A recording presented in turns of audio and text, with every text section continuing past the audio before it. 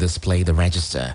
He said a comprehensive schedule of the CVR and the display of the register was shared with stakeholders at the Commission's quarterly meeting just before the inception of the exercise in June 2021. The House Committee on Finance has mandated the Accountant General's Office to block over 513 million naira in the account of the Federal Consumer Competition and Protection Commission. The chairman of the committee, Honorable James Falike, gave the directive after expressing dissatisfaction with the remittances of the commission to the federal government. The problem started when the executive commissioner in charge of operations of the commission, Dr. Adamu Abdullahi, stated that the commission generated 4.024 billion naira in 2021, but remitted only 1.341 billion naira. We remitted 1,341,106,789.35, which are running costs.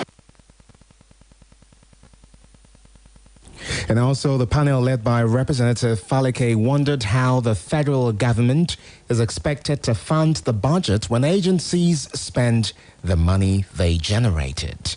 If everybody spends their income, how will the government fund the budget? You earn 4 billion and you spend 3 billion. We will not take it. Accountant General, there is 513,770,959.98 balance in the account. Block that money. It must not be spent until we clear them.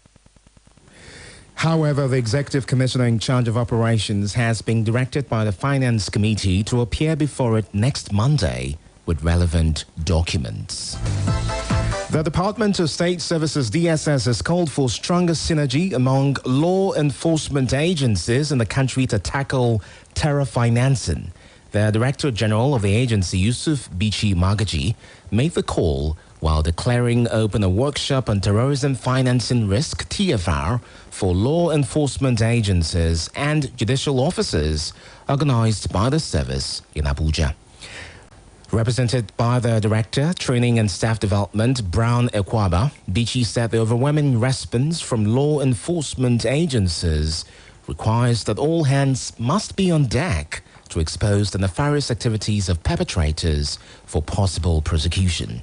And he said beneath this expectation is a clarion call to action for improved interagency collaboration aimed at detecting, disrupting and preventing the abuse of the country's financial system by terrorists and other criminal networks.